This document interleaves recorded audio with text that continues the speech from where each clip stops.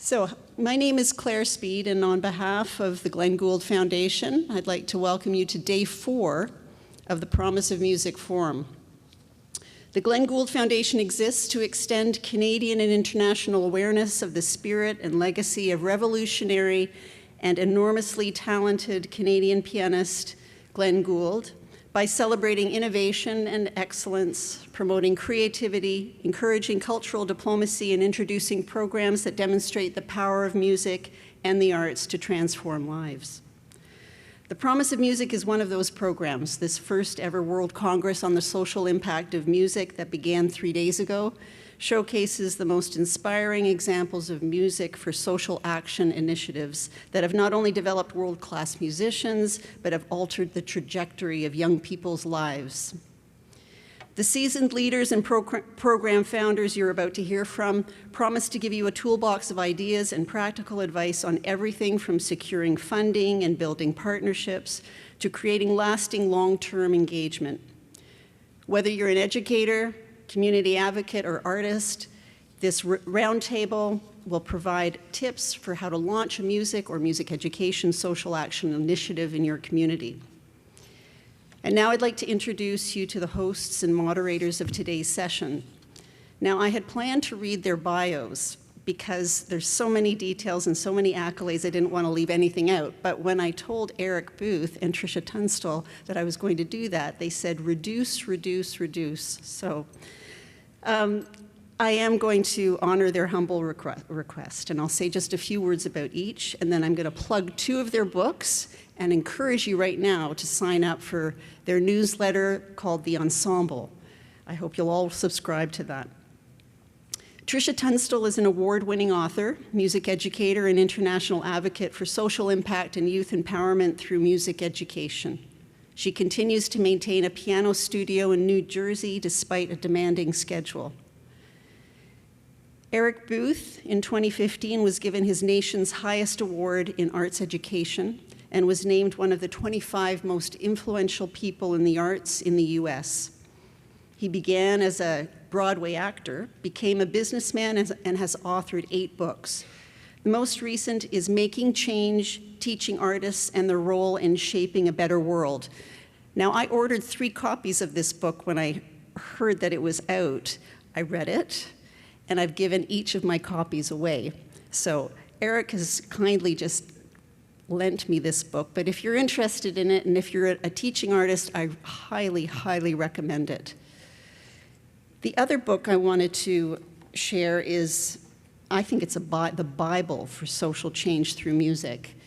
Playing for Their Lives, the global El Sistema movement for social change through music. And this was developed, I believe, in 2016. I could be corrected by Eric and Tricia, who co-authored this book after traveling the world, observing El Sistema-inspired programs. And many of those programs are represented this week through the Promise of Music. So please welcome Tricia Tunstall, Eric Booth, along with PEI-based Dr. Erin Parkes, founder and executive director of the Lotus Center for Special Music Education in Ottawa, Andrea Unruh, director of programming at the Sarah McLachlan School of Music in Vancouver, Dr. Richard Marcella, executive director of Community Music Schools of Toronto, and Winnipeg-based Chelsea Hebert, network lead of the Systema Canada Network, for what promises to be an inspiring discussion to motivate us all to take action. Thank you. Thank you, Claire. Hello, panel. Hello, audience. We're going to kind of have a high pace to our remarks today to gather what has been learned about starting up community social impact programs. So I've asked the panel to be kind of concise in their comments, and we'll have a luxurious 5 minutes each to introduce the programs they work in. It's going to feel luxurious after the pace of most of our questions.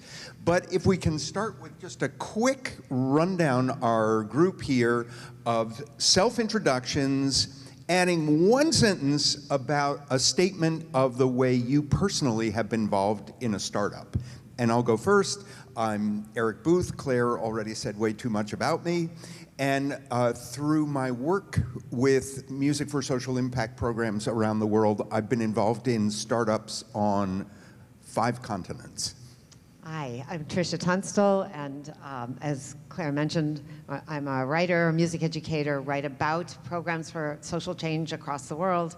And my main involvement, mostly my involvement with startups, is writing about them, interviewing them, writing about them, and doing as much publicity as I can. But I have been involved in the beginnings of programs in New Jersey, which is where I've lived for a very long time. We had some very, very small startups of Systema-inspired programs, and I helped advise and help them grow along the way. Hi, I'm Erin Parkes. I'm the founder and executive director of Lotus Center for Special Music Education, located in Ottawa, and my work sort of straddles the nonprofit world and the research world as well. I'm also a researcher in special music education or adaptive music education, and my experience in startups is as a founder of a nonprofit. We started in 2012, and my background is as a music teacher, not as an entrepreneur, so I tried to learn it on the fly. So I still don't necessarily think of myself as a startup person, but here we are. I did it anyway. Hi, my name is Andrea Unruh. I'm the Director of Programming for the Sarah McLachlan School of Music. My involvement in starting up music programs has been in a couple different ways. One is through starting up partnerships with school boards and other entities in Western Canada, and also through starting satellite locations of the Sarah McLachlan School of Music. Hi everyone, I'm Richard Marcella. I'm the Executive Director at Community Music Schools of Toronto here in Toronto. And I came on at that school in 2010, so it was about 10 years into the organization's history. But early in my career, I've been pretty entrepreneurial in a lot of what I've done. I started a program called Music Roots that ran for about 5 years in my hometown of Brampton. And so I do have experience in starting up programs, but also a composer and music educator. So yeah, I'm delighted to be here with you all today. Thanks. Hello, everyone. My name is Chelsea Hebert. I just want to thank you all for being here for the last session of the day. It's great to be here to chat about this topic. I'm the network lead for the Systema Canada network, which is a startup. We are in our 3rd year of operations, and I was the first employee for the network, and I was tasked with launching it. But if I may, I also want to say that often I find musicians don't give themselves enough credit for being entrepreneurs. So I'd like to say my startup experience started as a musician when I was a performer and started my own private studio. So for anyone out there that's also in that camp, I believe that many of you are more entrepreneurial than you give yourself credit for. Let's hear it for entrepreneurs. In fact, we're going to hear a lot about, yes, we're going to hear it about entrepreneurs. I asked the panel to start with a quick speed run, inviting each of them to share the single most important thing to keep in mind when starting a new program. So we may get one answer from each and then maybe some more answers, but the single most important thing to keep in mind when starting a new program. Tricia? I would say nerve and sheer not saying no, just not giving up. And the other thing is, there is no perfect blueprint for no matter what you're doing, how small or large it is, how small or big your idea is. There's not a one right way to do it. And I can remember when programs in the United States were starting up that were inspired by El Sistema in Venezuela. They all were frantically looking for blueprints and how do you do it and how do you start a nucleo and what are the steps involved, what's the process. And Venezuelans always said, there's nothing, we have no plan, there's nothing written down, sorry there's no handbook, and just go from your nerve, your instincts, and what feels right on the ground. Yeah, I'll kind of go off of that a little bit and say that I think you can have goals, but maybe not expectations. Because there are a lot of times I put on an event and expected all these people to come and nobody came. Or times that I started programs and I expected 8 kids and 20 wanted to sign up, and then I had to frantically figure out how to start another group, or, so I think that was a big lesson for me at the beginning, was I had it planned, what it would look like, and I'm gonna need this many teachers because we're gonna have this many students. And, it's great to have those goals, and you have to plan. I mean, you have to know what your budget is and all of these things, right? But I think to understand that at the beginning, you won't have seen any trends yet. You don't know exactly what your growth trajectory is going to be.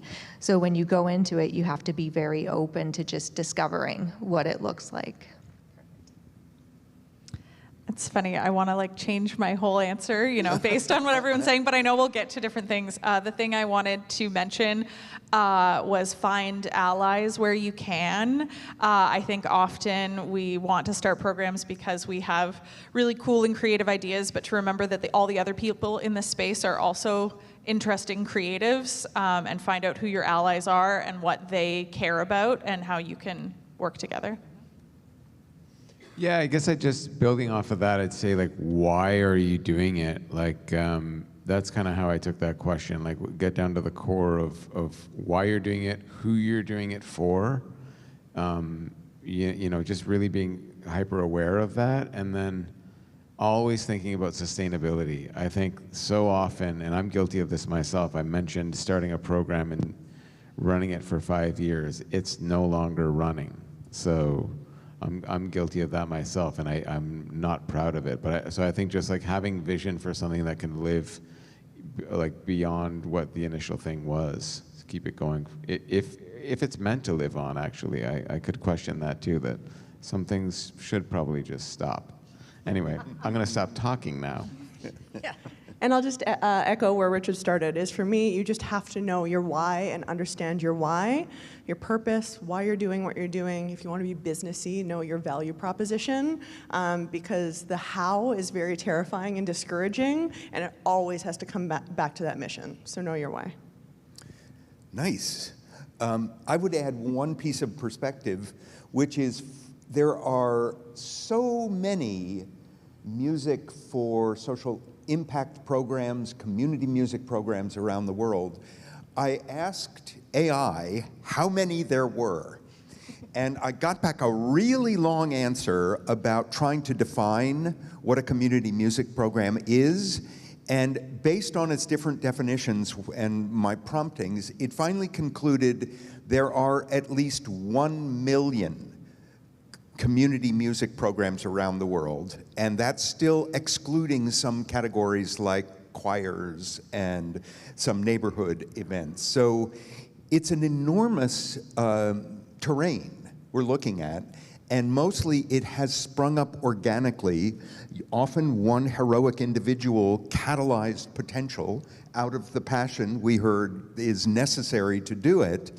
And I know from the subset of that Music for Social Impact programs, a surprisingly small percentage of them have had to close for whatever reason.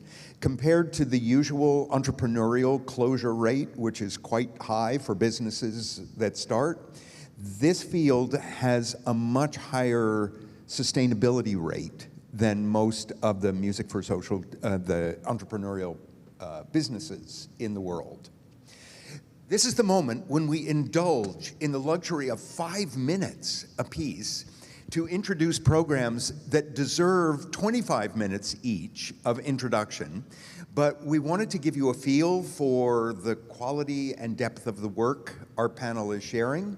So I'm going to ask each to take 5 minutes, and there'll be some visuals along the way. And we're going to go in the order of Richard, Erin, Andrea, Chelsea. Great. Thank you, Eric. So the Community Music Schools of Toronto started in 1999. It was called the Erin Parkes School of Music at that time. And it's since expanded, so we're in different neighborhoods, and that's why we changed our name in 2022. I came on with the school in 2010, so when I when I came on as executive director, it was really a program that was offering about 200 kids free music lessons, and it was primarily steeped in Royal Conservatory prioritization for sending kids to Royal Conservatory programming for free. So we would pay for their exams, we would pay for their instruments, etc. We've since tried to really veer away from that model of Royal Conservatory, trying to kind of, as part of our Truth and Reconciliation Action Plan, we're really trying to do other things in music education that aren't so steeped in colonialism and Western music. So we're really trying to, so it could be anything from songwriting, beat making, creating a sound library, running a parade of noises. We've done like many different things on that end. Working with Indigenous composers, collaborating with different various partners. So it really runs the gamut. We are expanding. We're in Jane Finch now, which is another underserved neighborhood in the city of Toronto. And we're about to build a new school out there that will help us reach, hopefully double the number of kids that we're reaching there now. So we're reaching about 200, just over 200 now, and we're looking to probably reach around 500 when that's built. And so that's taken a big priority for us over the last couple of years, and we're finally making some good progress on that end. So that's very exciting. Yeah, I just say that the generations that we've kind of worked with, the stories that come from this kind of work are incredible. We have several students that will graduate and come back and teach with us, if not join our front desk staff and our administrative staff. So that's something that we're super proud of. And collaborating with other community music schools in the country, we feel I'm very honored to just be here on stage with fellow colleagues doing this kind of work. I'll just end by sharing a quick video actually taken in this very theater in June that I think kind of exemplifies the kind of program that we're doing, having kids improvise, really keeping it open-ended, composing together, so a collaborative composing model, which is really exciting, kind of keeping it non-hierarchical. So we did this thing called You're All in the Band here in June as part of the Luminato Festival. And I'll just play a little bit about it. I don't know who's pressing play on this video, but it's a 360 video, so maybe just take your cursor and spin it around, and we'll play about a minute of that, and then we'll stop.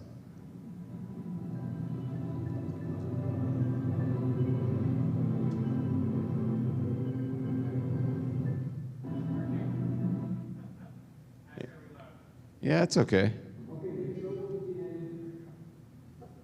Is that River?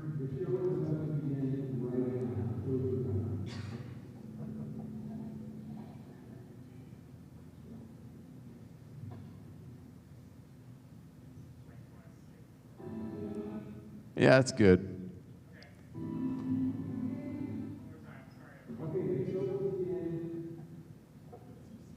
That's my bad.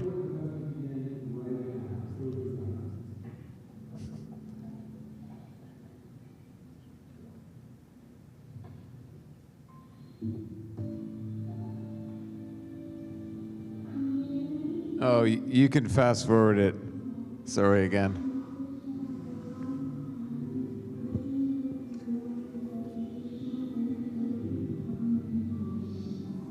Yeah, maybe go ahead like a minute or two if you can.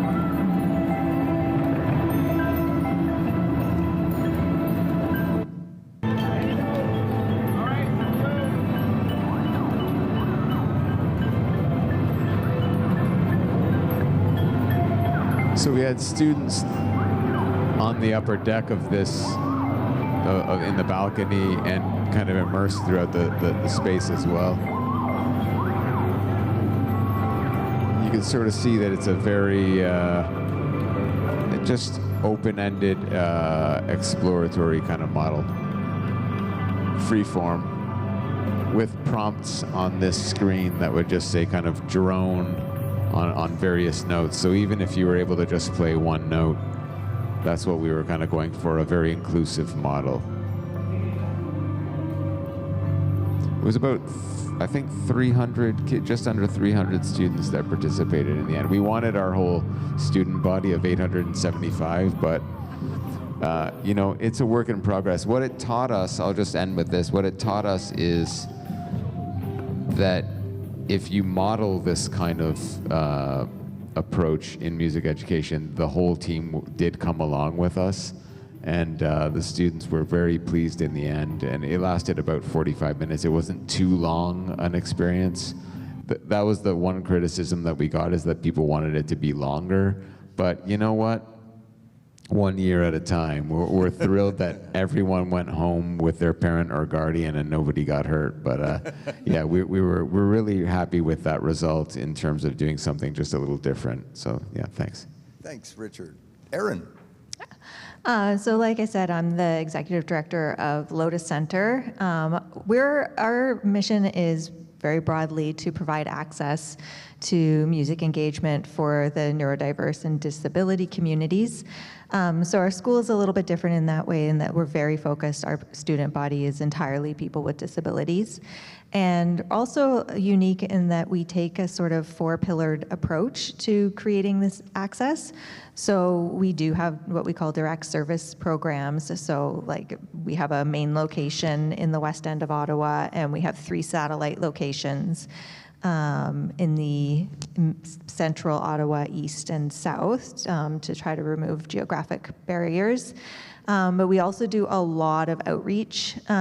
So we go out into the community, mostly special education classrooms, but also day programs and group homes, to make it easier for people to participate by coming to their space, and also providing programming, especially in schools where a lot of the special education classrooms don't, unfortunately, have access to music, so we can provide that for the teachers.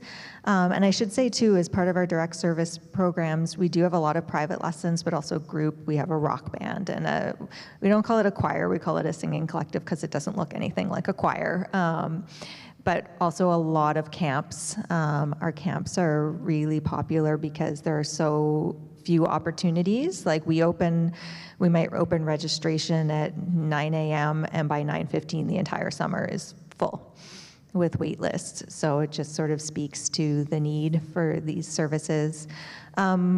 As I mentioned earlier about my own career and work, I'm also a researcher. So we do engage in a lot of research and really see this as part of creating access, is doing research into pedagogical practices that work with this community and outcomes for the students, and also professional development.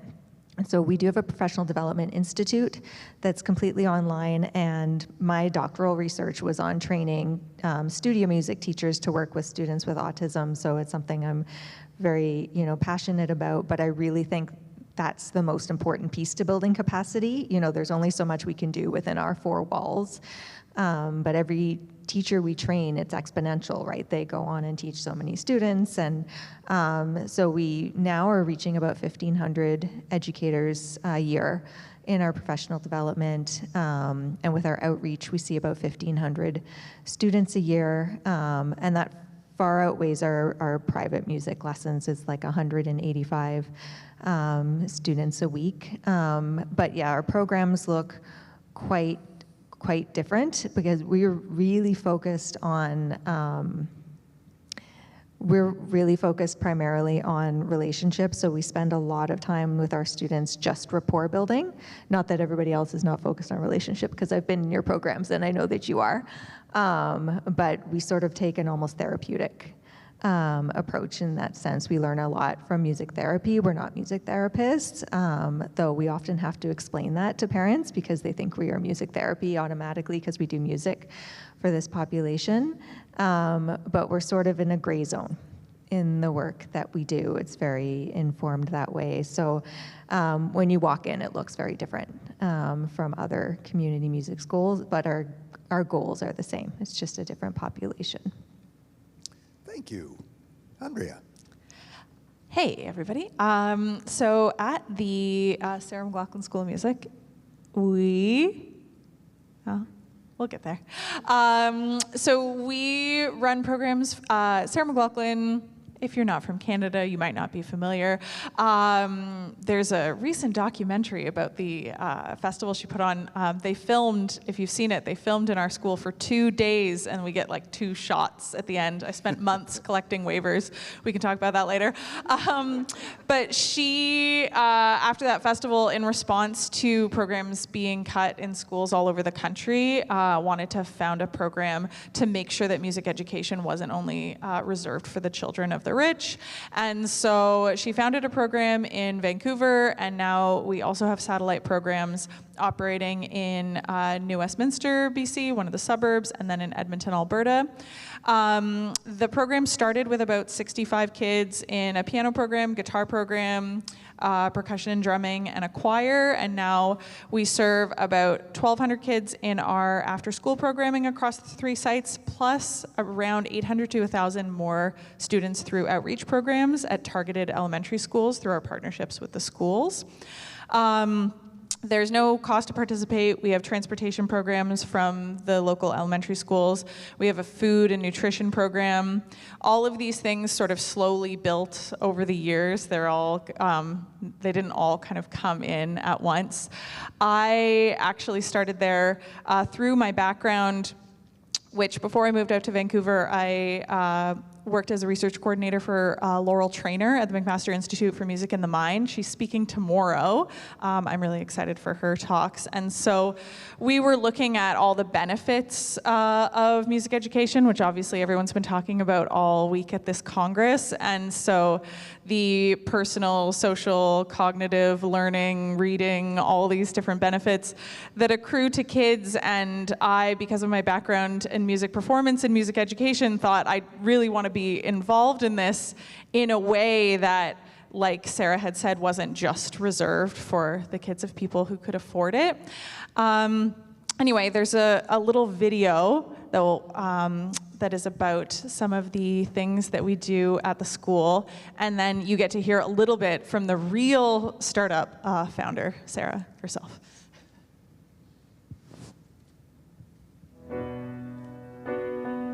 I started SONG in 2002 in Vancouver, and it's an amazing music and mentorship program that teaches many different disciplines in a safe and nurturing environment. Led by our incredible teaching artists, our students get to discover who they are through music.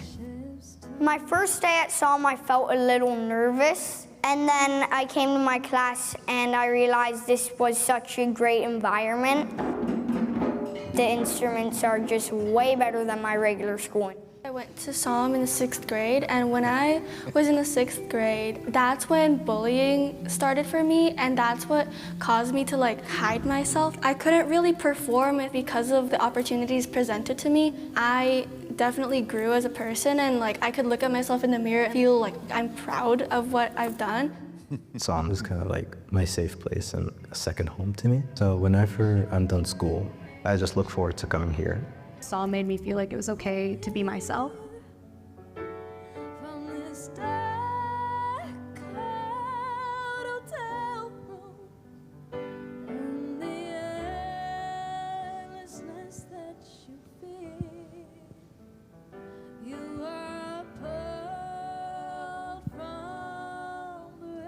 I'm not totally sure where that QR code goes, so maybe you could you could check it out. But yeah, I'll just say that the whole program model is modeled around trying to make sure that kids can find their voice. So we build lots of different programs for the kids. And so it isn't totally a program geared towards excellence, but when the children choose excellence, we try to help get them there. So there's kind of a wide range, and that's why you see clips of some of them performing in very cool places. Thank you. Chelsea. All right. Well, I like that I've been saved for last because, in a way, the Systemic Canada Network is the outlier to these other programs. I'm wondering if that's why they put a tree between Richard and I. I sort of get my own section over here.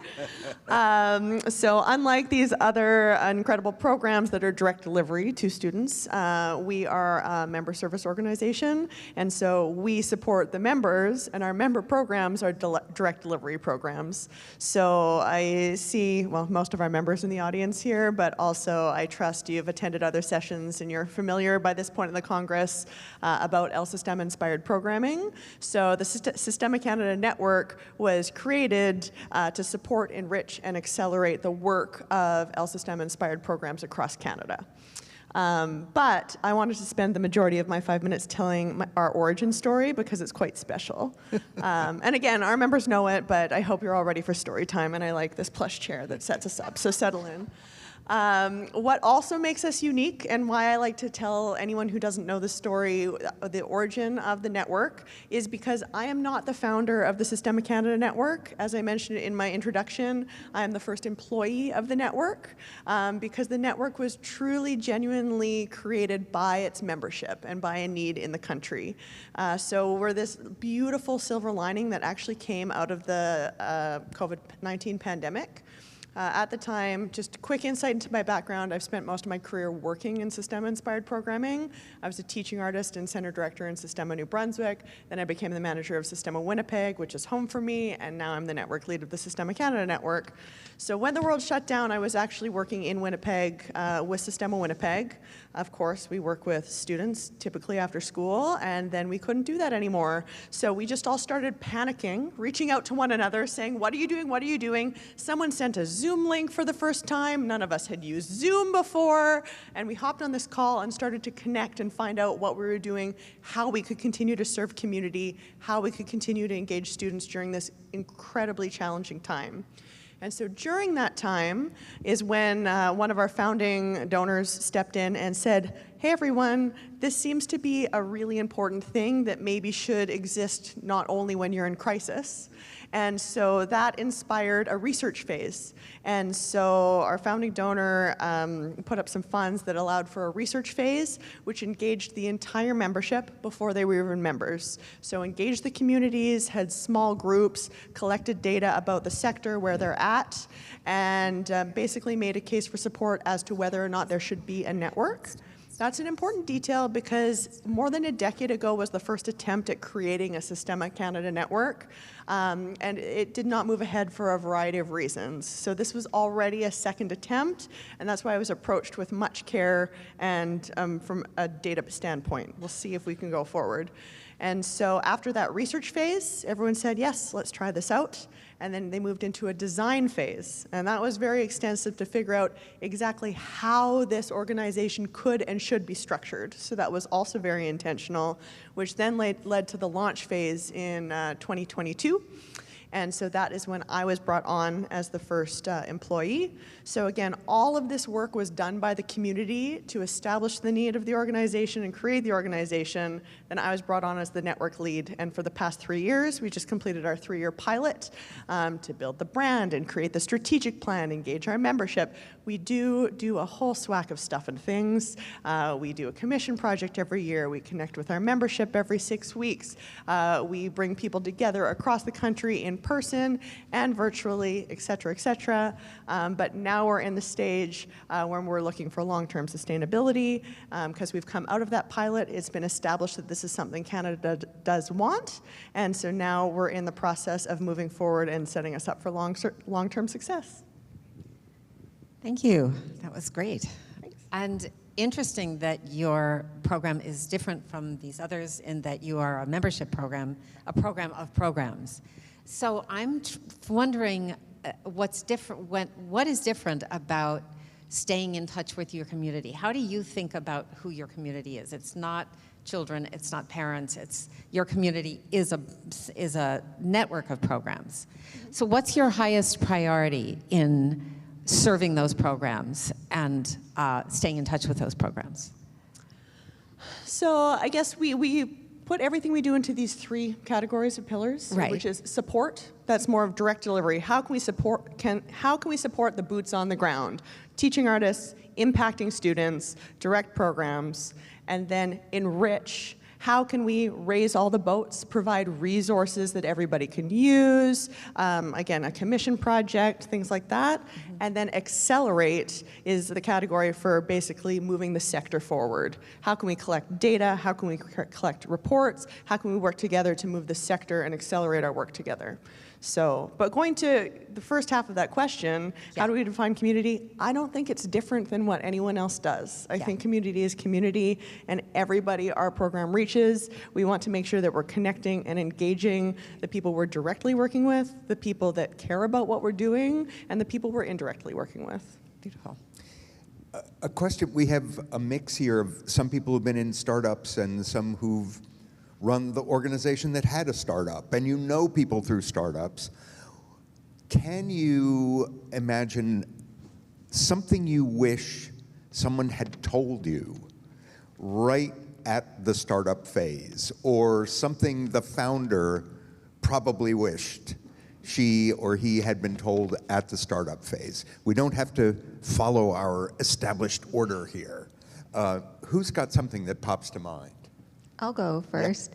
And because like I said, I guess now I consider myself an entrepreneur. I did not when we started.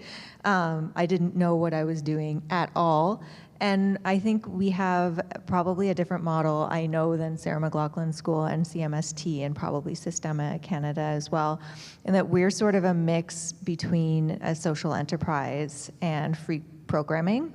So all of our programming is at least subsidized to 50% or more, and then we have a lot of free programming as well. And we did that partially at the beginning to make sure that we had sustainability, that we knew there was a revenue stream. It seemed really, really scary to me to rely on funding when I didn't have any relationships with any, I didn't know how to write grant proposals outside of the research world. I didn't know how to do any of that. But I think what I wish someone had told me from the beginning was what it meant to be a social enterprise, a nonprofit, a charitable organization, and what the implications are for all of those. Because even now, you know, I look at these programs that offer everything for free and I'm like, oh, I really wish we could do that, but I'm a little scared to do that because, you know, it's scary to rely on external funding, which is always sort of a crapshoot. You never know what's going to come in.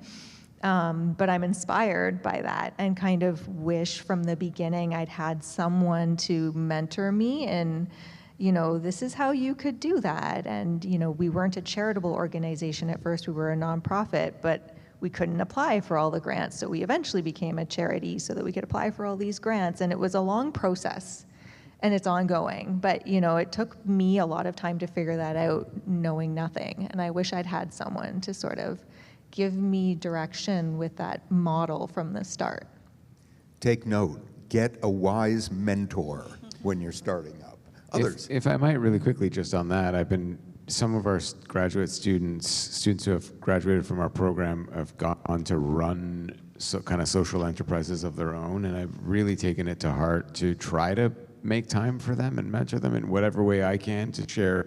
Like if we could save anyone a decade, we'll do it. Like that's how I look at it. It's like, why would you go through the same troubles? Like let's share as much knowledge as we can. The only advice I wish I had gotten would be pace yourself. Like I didn't think I'd be in this role for 15 years, and I think about the impact of it, and just, you know what I mean, my judgment of time and just the way you navigate through different scenarios and different programs and different even strat plans or whatever you're dealing with. It's just like your approach to time needs to, I just think, be longer, if that makes, you know, yeah. I think the question is phrased, what we wish someone had told us. So I want to start with what everybody tells us, which is have a plan. Got it. Okay, make a plan. We can have the most beautiful plan. Again, I told the story because I inherited the most beautiful plan set up by very expensive consultants in Toronto. The plan was flawless, but I think the thing that I wish they told you / added on to what they are telling you is have a plan, but more importantly, be willing and able to flex with that plan and change it, because the reality is not what's on paper. I think the only thing I'll add to what everyone is saying is that you can have the handbook, you can have the mentor, you can have the big, beautiful plan that you're flexible with, but some of those pain points you do have to, there's no way through but through. Is going through them yourself and learning those lessons are going to be specific to you and your community and the place you're in and the things around you. And so some of them, you can think, what could I have done to prevent having to go through this frustrating situation? Well, nothing. The only way through is through.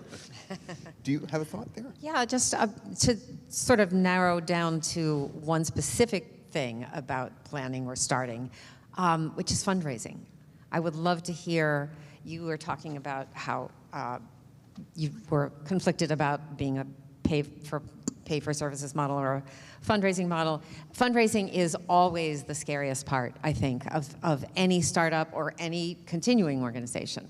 So I know that our audience would love any tips you have about funders, fundraisers, angels, miracles. So I don't know if I have really great tips. I can tell you what we've had to sort of work through, like we've learned lessons. It's hard for me to say, here are some tips, because we're still really learning and not everything that we do works. I think for us, what has really helped a lot, this is less getting fundraising, but for our own planning, is to really have very clear metrics on how we're doing in terms of how much we apply for and how much we get, because then we can plan and not rely on different funding. But also we've really learned to not try to build projects around funding, and to make sure that we're being authentic in what we're seeking. And to, if we see a foundation and we look at their website and it's like, oh, I think we could fit if we just tweaked it a little bit.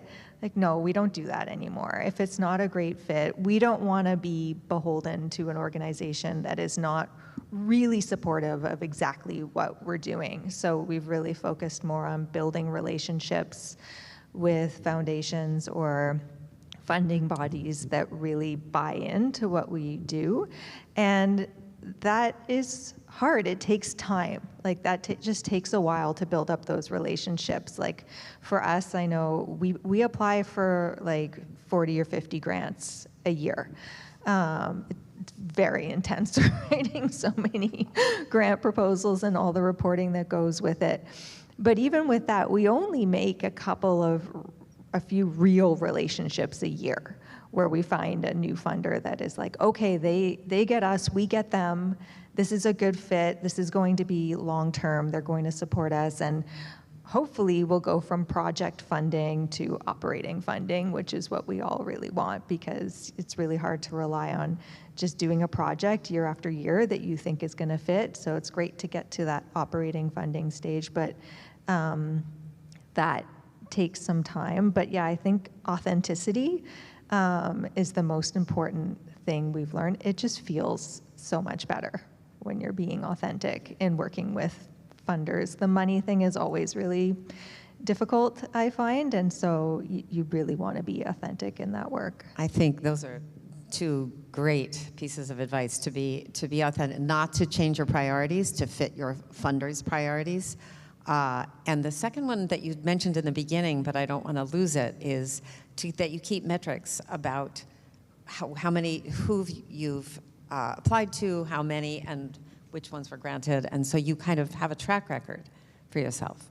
Yeah, and even what percentage, like we know exactly what percentage of what we asked we got every year, and that's what we budget now. We know we get this percentage, we're going to apply for this many grants in this year, this is what we budget. But also to say that's absolutely not foolproof. We never actually hit exactly the amount we think we're going to, but it's something. Other thoughts?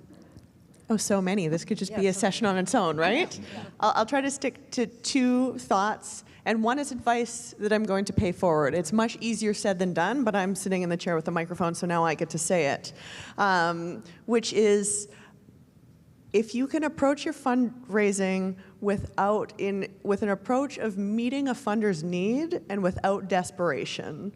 Because we all know that living it and operationally, sometimes there is desperation behind the ask. But we have to realize that we are also there. The funders often have to give away their money.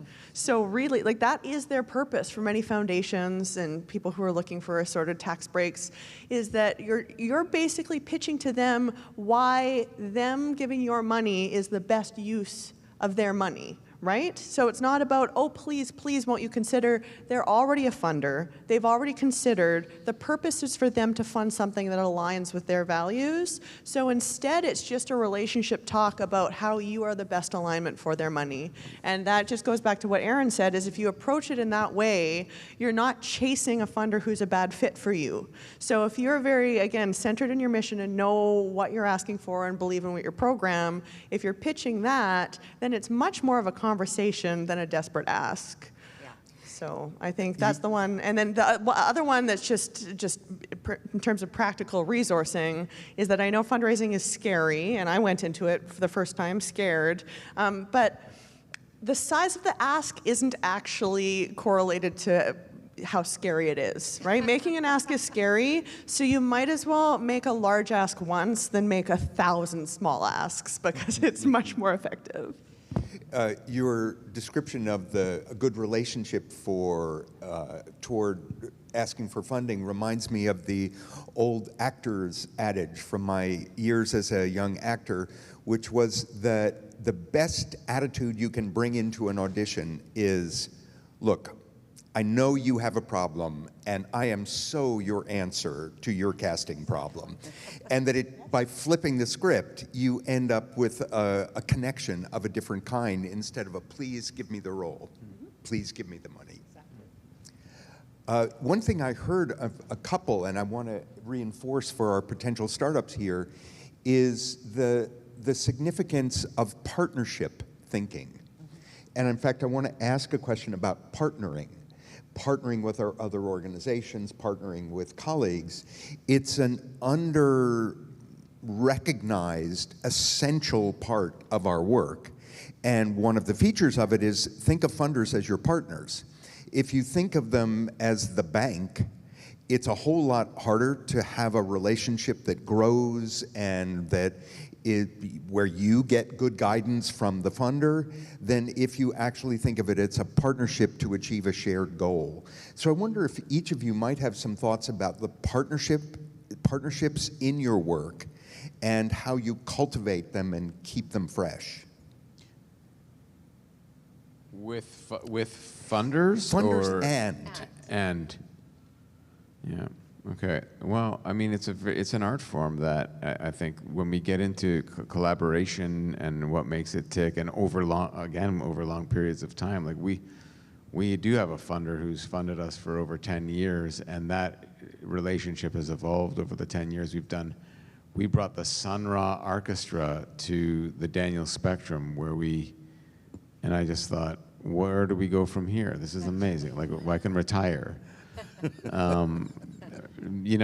But we kept going, and we brought back the Sun Ra Orchestra after a decade.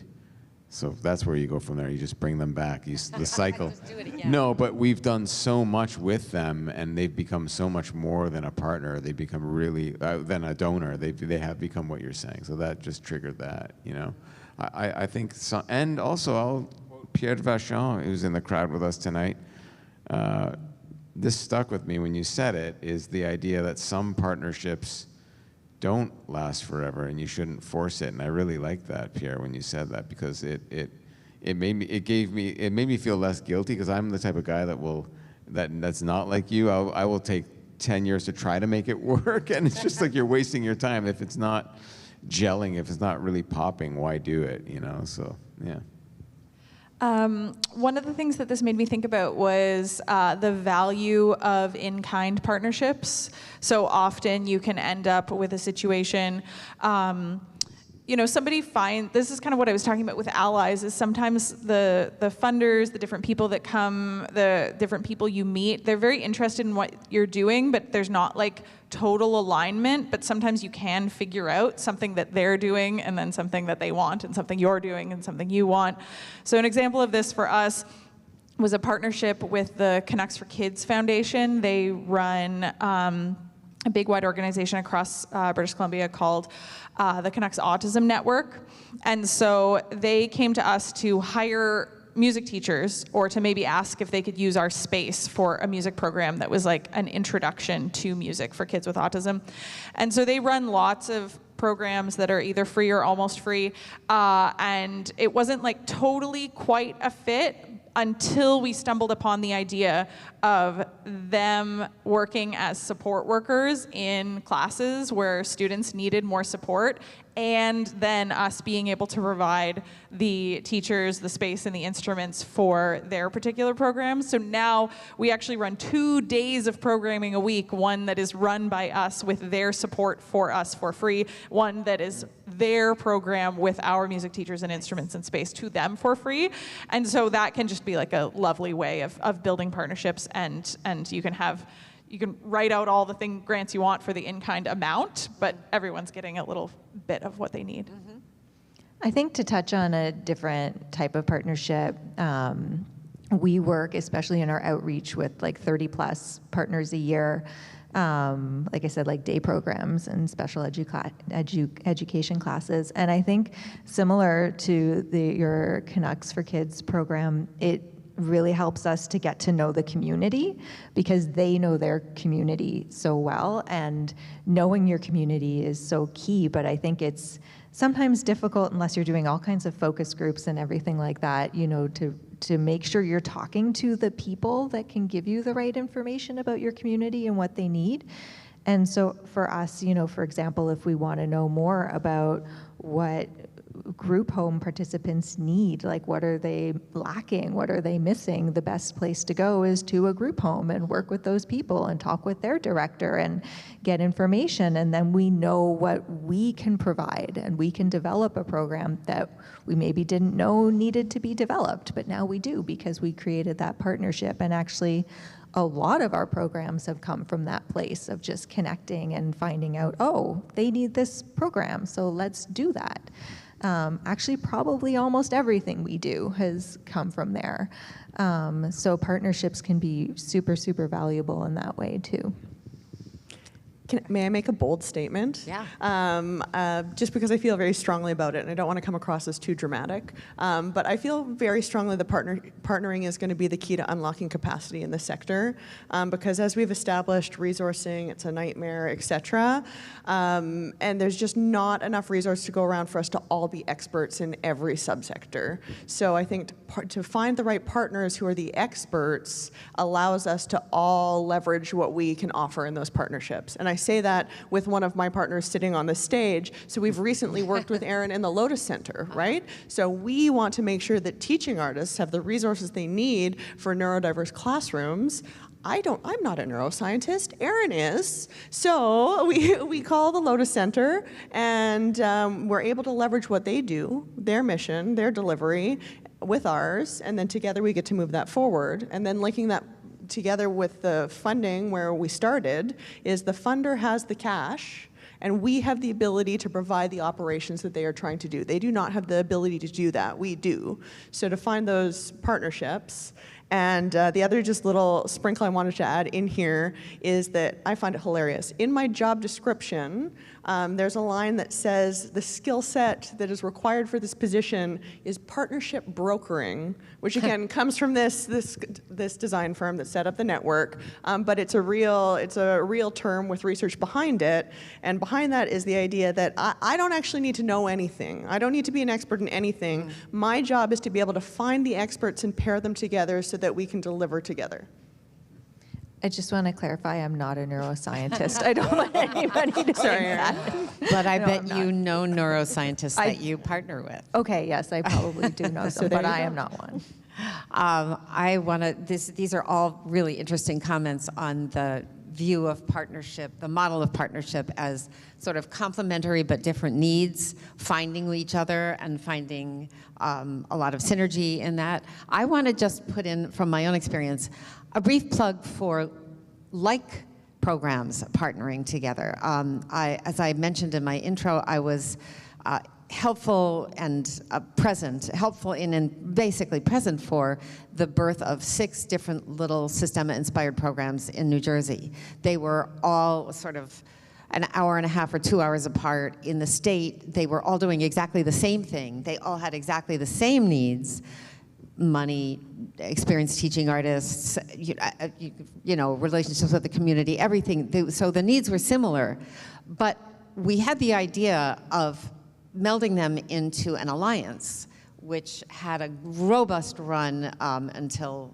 a few years. I think COVID has really sort of broke it, but it had about a 7-year run of partnering, they were basically doing complementary teacher professional development and also convenings for large numbers of kids across the states, a summer camp, a seminario in the spring, and that was a tremendous amount of synergy from partnerships that were between like programs. And it was so successful that the funder that was funding most of those 6 programs we ended up convincing them to fund that partnership too. And so that was an extra shot in the arm for a lovely relationship that went on for quite some years and was great for those programs and those kids. If we might switch focus a little for a few minutes to the practical. In my travels with lots of programs around the world, I sometimes get surprised by the issues I hear drive them crazy with taking a lot of time, way more than they ever expected, especially in startups. And one of the most common problems I hear is you have no idea how much more money and time it takes to deal with transportation. I never thought transportation was a problem, and it's eating me alive. What are other issues that startups should be mindful of or thoughtful about? Practical members. I heard from one just the other day that said they got in a huge load of instruments and they didn't have anywhere to store them, so they put them in a mother-in-law's attic. And now they have to keep asking her every time they need to go get one. So what are some practical things that startups should have in mind? I wrote down a couple, so I can go first. One of them was already what you said about making a storage plan. That's we've been saved by those rolling carts, like with the little lock on them, and then you can, anyway, that's it's a major part of my life is those carts. We named one of them Cardi B. Two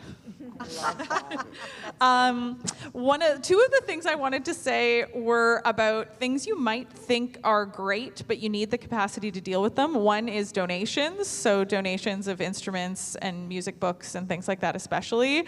It can feel good to say yes to them right away, but you need the capacity to deal with it, and you might need a luthier on staff if you're really going to take every instrument donated to you. Also, you probably all know this, but watch the piano scam. If anyone emails you about their dead relative who needs to get rid of a piano, it's not real.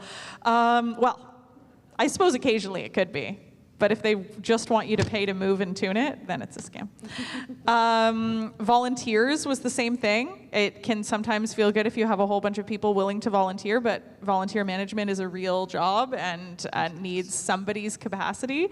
And so if it's only you, then just kind of think about that as you're starting up. Related, this is a lesson I learn every day, try not to be the go-to on every little thing. Write down or spread out knowledge as much as possible so that the answer to questions isn't to ask you all the time. Do you notice the knowing looks and nods and grunts that are coming from the others on the panel? Yeah, because everything you said, the volunteer thing as well, like that's a whole job for someone to manage that. And we actually just got a grant, which is wonderful, to buy adaptive instruments, and like such cool instruments. And we did not think through the fact that we have zero space to store these instruments. We don't even have space to put more storage closets. We just have no space for these instruments. I would also say that one thing that we've kind of struggled with, like I said, we have like our main location, which is just ours. It's all our stuff. We completely control it, but we have satellite locations where we're either in like a community center or we're in another music school, and we're just renting the space for a couple days a week. And that has been really challenging. Like, just again, storage, like where we're storing our stuff, and then sometimes it's not there when we go back, or we've shared space with, like in therapy centers where they do physical therapy, and we go in and there's like massage table and all the stuff set up, and we have to clean out the space. And I think it's sort of, at least for us, a necessary step, because you can't necessarily just afford to start up a whole new location every time you want to reach another neighborhood. So, we take these little steps before we're ready to do that. But it can be challenging. So I think and we've had to sort of, we were talking about like ending partnerships that aren't working. We've had to do that with space rentals sometimes, because it's like, this is just not gelling, and then that's a little scary because you have to find a whole other place and everything. But really, like, if you're going to do that, have some clear parameters and make sure you're both on board and have the same goals and everything. Others? I guess purely practical. Again, I'm not running a direct delivery program anymore, but just at the root of it, this idea of you don't really know what you're going to step into, oh, we didn't think this through. What I would say is that someone in the sector has usually encountered the problem, and although everybody, especially executive leaders, are so maxed out and exhausted, I have personally never met a more generous group of people if you just pick up the phone and call for help. So I'll use today as an example. I'm sitting up here. I've already told you I'm an exception to a rule. I'm looking at multiple people out there right now who I trapped in an Uber last night and said, you have started programs. What am I supposed to say when I'm holding this microphone? So, there are founders who are generous with their time and their experience and with their lessons learned. Richard had already said, if we can prevent someone else from losing time or making the same mistake, I think we're all in that same boat. So do not hesitate. I cold call much smarter people than myself every single day just to find out and try to learn from them. And then the flip side of that also, especially in a startup environment, it's exciting and it's new and everybody has ideas and everybody wants to do everything immediately all the time. And so I think to be really aware of the value of your no and to not chase an individual's priority and really focus in on the priority of the organization. Nice. I just add, try to say no sometimes. I mean, I might have said yes to like literally every idea that came by my desk for the first 10 years, just like, and everyone knew me as that. So, and then we had a problem. So, and then seeing like everyone wants a community choir, so we were doing some advising for the Nai choir, the group of Syrian refugees that were here, the Syrian choir, and immediately, like the first year that they were here and functioning, the Prime Minister wants you to sing Canada Day on Canada Day stage. And we were like, hell no. We were advising them, we're like, don't do it, cut to Canada Day, they're doing it. So like, it's like, for me, that feels like the low-hanging fruit sometimes is like, don't always take the flashy, it's hard to say no, but don't always take the flashy opportunities that might come, like learn why you're doing it, like dissect it with your team, I think, you'll often say no more than, I'm not saying develop a culture of no, I'm just saying try like once or twice a year, you know? But it doesn't have to be no. It can be not right now. That's usually very well received. That's it. That's a Canadian way to do it. I heard sorry. a really great, Micah from the Jerusalem Youth Chorus yesterday said something that really struck me. That was like, they didn't want to get into that situation performing for President Biden. So what they did is, that was a clever like hook to it. It was like, they didn't do it, but they requested a meeting instead and really got into the meat of the matter with them as to why they said no. And I thought that was just like brilliant to me, because it's really, that's a responsible, thoughtful, like I thought this is a great leader, because like, of course you're gonna try to go sing for the president, right? But no, they did that with thought, and so I thought that was really inspiring. Yeah, I agree with you. I thought that was great too. Yeah. And I think there's one more detail. They didn't agree to sing for the president. They wanted to talk to the staff members. Yes. But I think after they talked, they sang for the staff members. Right. So that's a beautiful. Yeah. Yeah, they did. Okay, that's a beautiful example of saying no and then turning into it to a yes that fits your priorities. Yeah. Yeah. Here's a big switch of focus. Board of directors. Who needs them? All of us. Yes. So think from a startup perspective, because there's a lot of literature, a lot of research about how a healthy relationship with a board evolves over time. What are thoughts about a startup board and thinking about a board of directors at the beginning? I don't want to go first because I'm very passionate about governance. I don't want to speak more than I should. Oh, okay. I would say that, we make the joke, who needs them? We know that there's challenges with working with a board, but the structure of a board was developed to provide, especially a startup, with resources you wouldn't otherwise have access to. They can be your most valuable resource, and especially with a startup, you need champions to support the initiative. So that is where you can acknowledge your champions, give them a role, and give them a place to work and contribute, because nobody can do it alone. So I think it can be one of the most important roles in a startup to have the right people in those seats.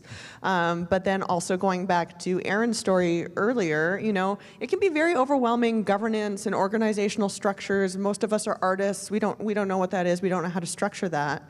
So that is a place where I'd recommend reaching out to an expert or looking for some resources. There's lots of really helpful resources about looking for, specific skill sets to fill a board. There's recruitment tools, volunteer services that will pair professionals with a board.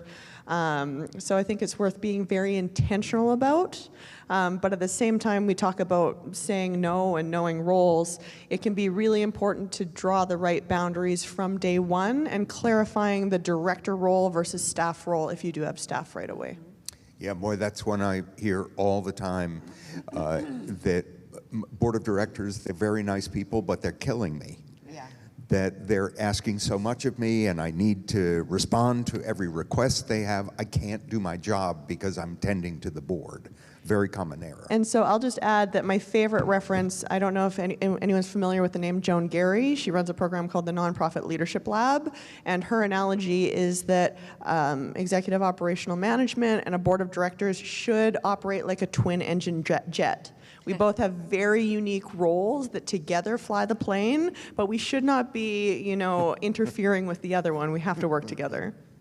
Other thoughts? Yeah, I will say it's interesting that you say that, because my experience has been the opposite, in that our board has not always been as engaged as they should be. And I haven't had real challenges with the board where there's been a lot of disagreement.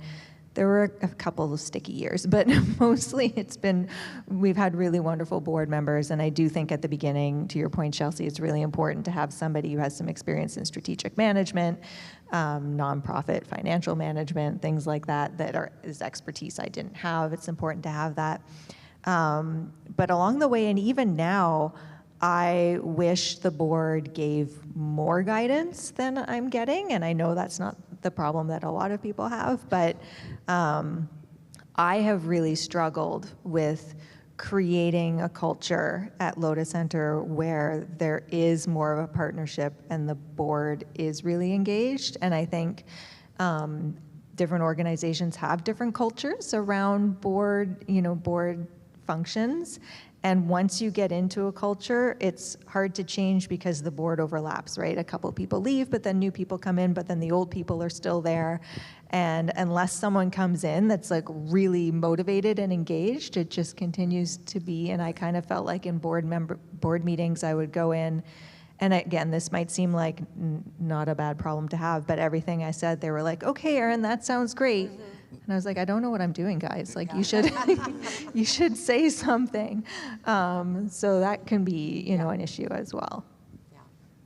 I had, even in my list of practical tips, that early on, you don't think your board governance documents are like the most, urgent thing. But I think it speaks a bit to what Chelsea's talking about, is like knowing the role, where those roles are important, what that role is for. I'm always working with creatives, and creatives would always like to give creative input. But knowing that that's actually not where their input goes over here, and having a framework in place for that you can consistently keep coming back to has been very helpful. So it doesn't often seem like those documents really matter, but they actually can be helpful in those early phases. But can we get rid of the Roberts rules, for the love of... No, I second that motion. Thank you. Oof, those. In all seriousness, I'm not speaking from experience, because our board at our organization has always been a great sounding board. They've been fantastic. They've helped me grow personally. They've helped the organization. But as I've been doing some of this mentoring with other, fledgling groups who are not-for-profit, does that make them for-profit? Yeah. Okay, anyway, they don't have their not-for-profit status yet. They don't have their charitable status yet.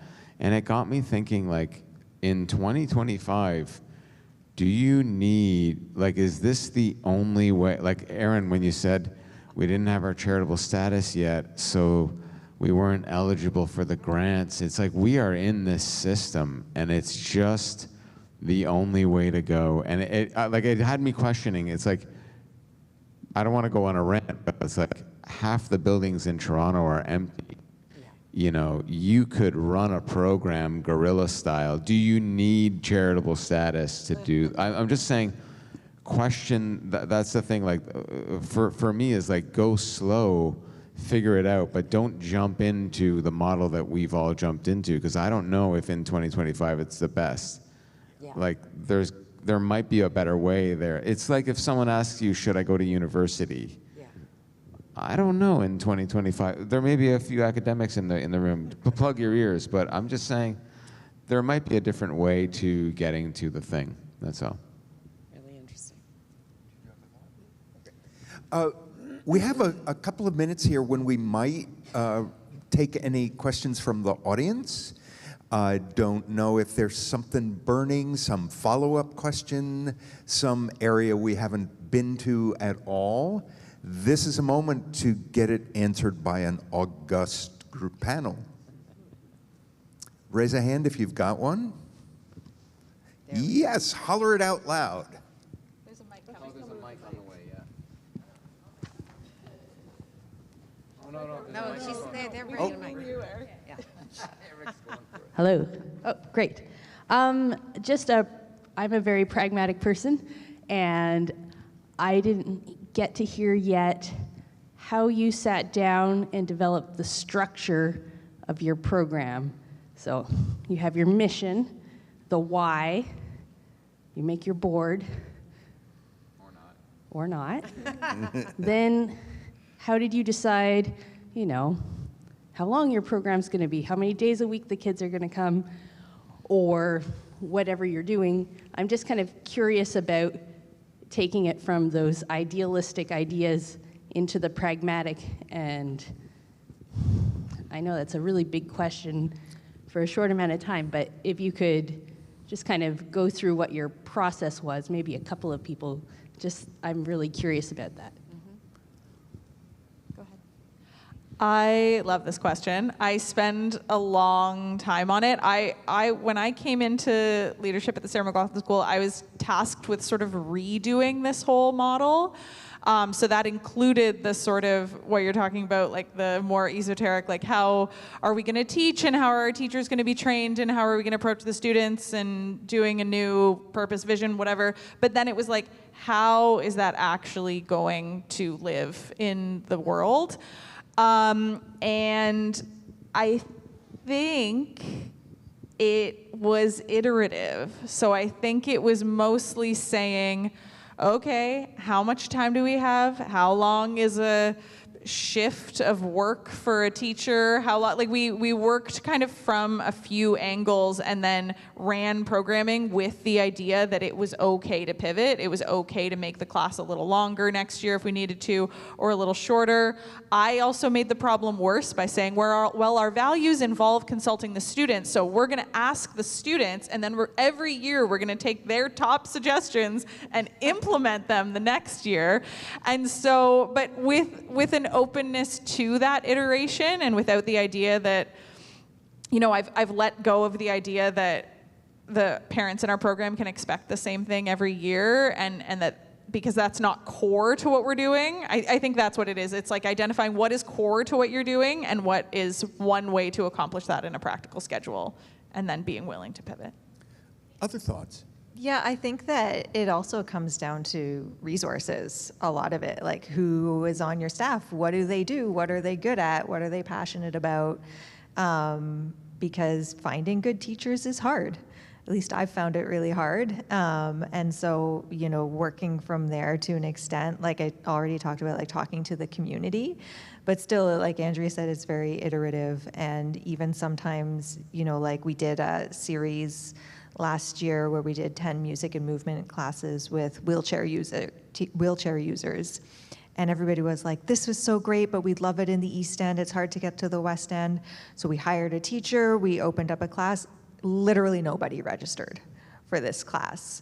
So now we know, okay, people said they wanted it, but they don't. So a lot of it is just that like trial and error. But at the beginning, I had all these ideas of what I wanted to do, but I couldn't teach them all, and it ended up just being who I could find and what they were good at, because no program's gonna work if it's not a good teacher or a teacher that's not a good fit.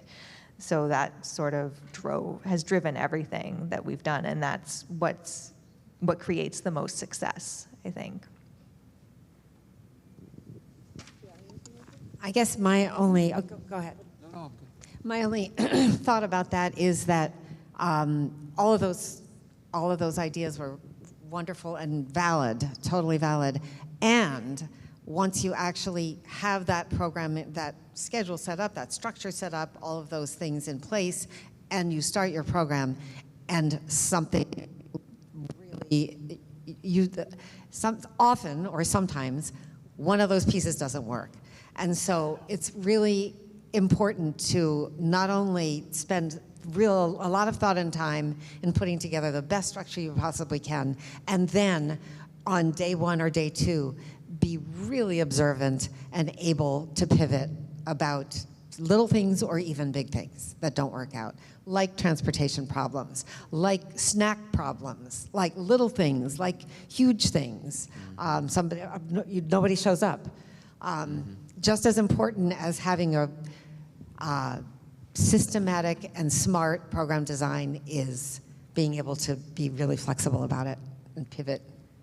Could I add to that for a second? Yeah. Sorry, I love that so much. And I'd say one of the joys of being in a startup environment is that you can just add the word pilot to anything you're doing. So you make a plan, Yes. you make it to the best of your knowledge, you consult with everyone, you build it, and then you launch it. And if you add the word pilot to it and approach it with a level of humility, I know, Rachel, you're part of the network, you've probably seen how we launch things. This is a pilot project.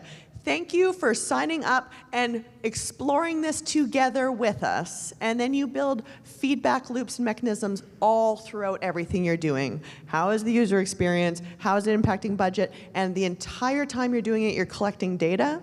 You do it to the best of your ability. It's usually around 80%, and you go, whoops, that was bad. And then the next time you do it, you make your tweaks and you keep growing. And so I think to approach it that way, to let people know that is your approach, everyone's usually very receptive and supportive in building something together, and they're not expecting it to be flawless. So I think if you're waiting to launch something flawless, that it's never going to get off the ground.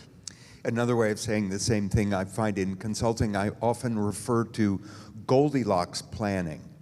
Not too much, where you start to get rigid and attached to the ideas that you've got, and it becomes uncomfortable to adjust your plan, and more than just cursory, so that you're not doing ready, fire, aim, but that you've got enough shape to launch your pilot and learn from proceeding. How did we do? Enough? Okay, good.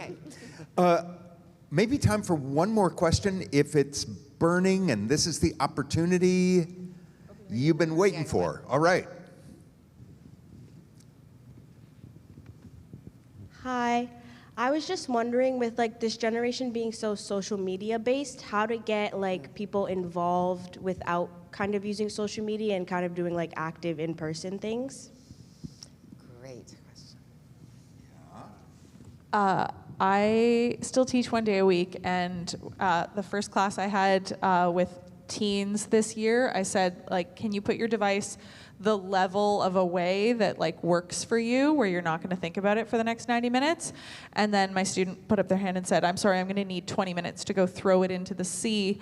And I think this is huge, and kind of getting back that value of in-person together time, and having that be an okay thing to do, be something that I tell my students all the time, you know, you're welcome here on good days and bad days, and if you spent the hour before coming to music thinking, I can't do this, I'm way too anxious, there's no way I'm gonna go, I can't possibly do this, great news, adults do that every day before they go to work, and you're gonna come and you're gonna be fine. And so, yeah, I don't know if I have a huge answer for this, other than I think we really need to lean into the value of like in-person group things, and in telling people that we're doing something that we think is actually going to be fun and enjoyable and a positive activity to do together.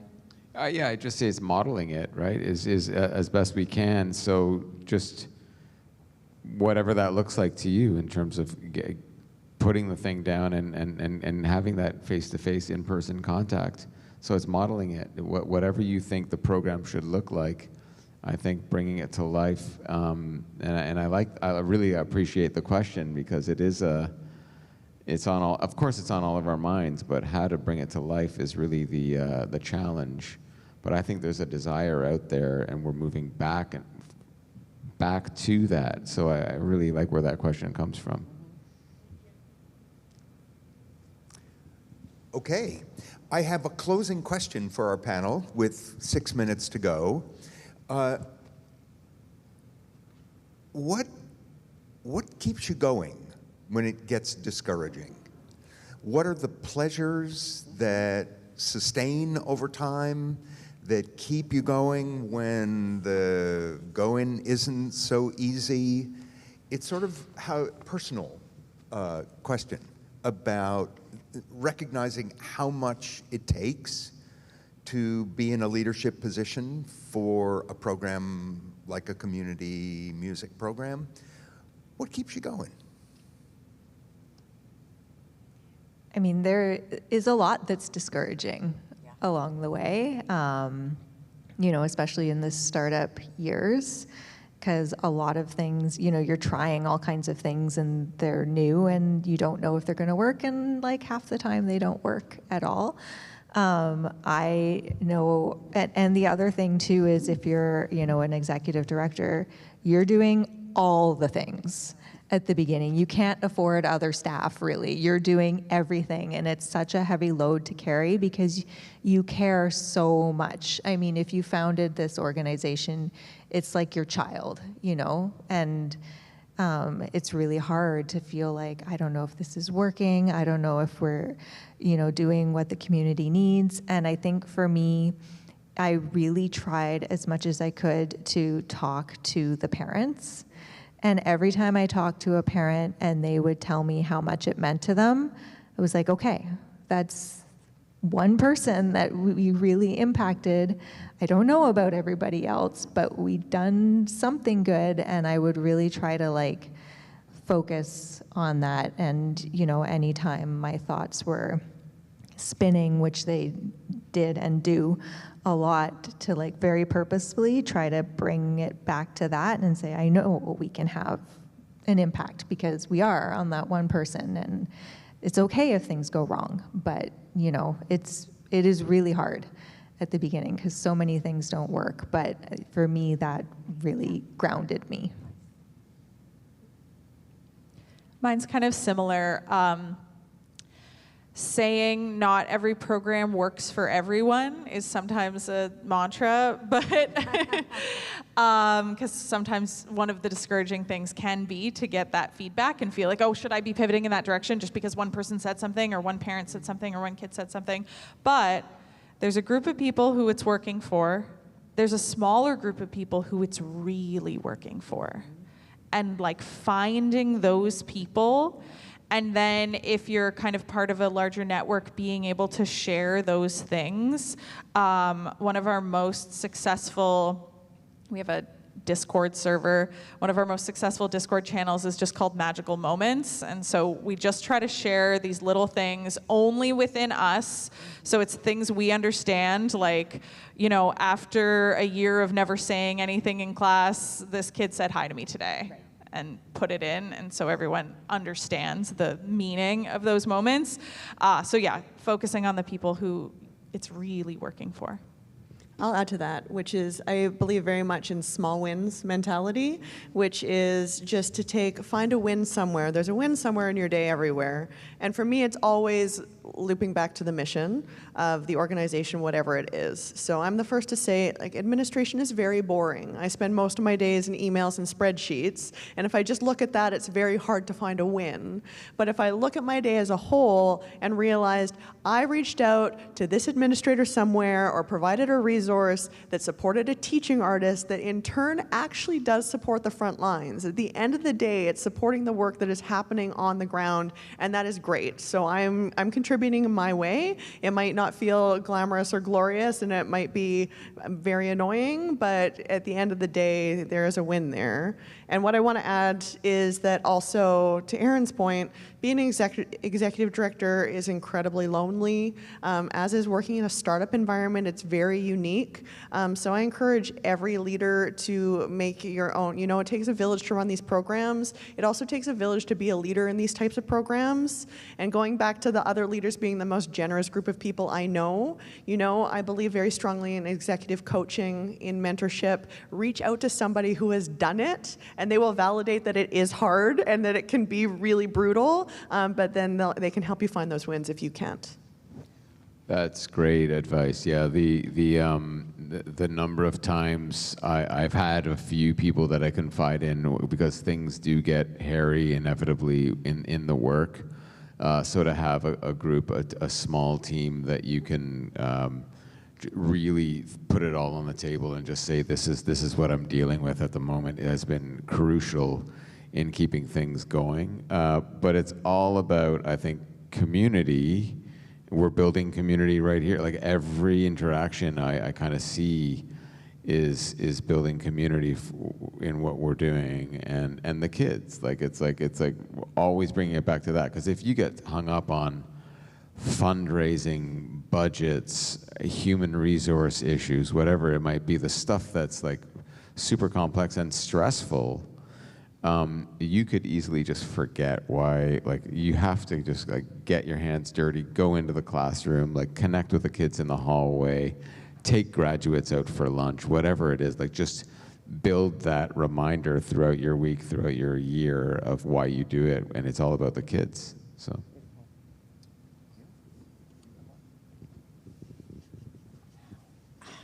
Well, I don't have one. I mean, I'm not running a program. Right. But I am reminded of one small anecdote, which maybe we can go out on. It was the program in Sweden that you and I visited in Gothenburg. No, it wasn't. It was Denmark. It was a small startup program in Denmark, and most of the kids were refugees, were children of refugees. And it was a beautiful little program, but the kids spoke different languages, and so it was the difficulties were huge.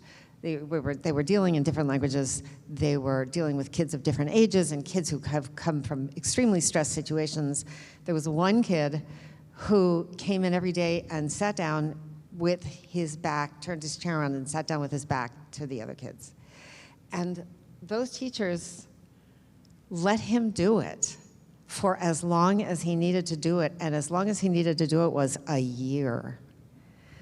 And after a year, the kid turned his chair around. Remember that? Right. And just on the level of tiny things that can completely make your day and keep you going for another year, that notice those, because those are precious, and those are the stories that keep you going, the things that keep you going. Just wrapping up our conversation, you do notice that every one of those answers was about people.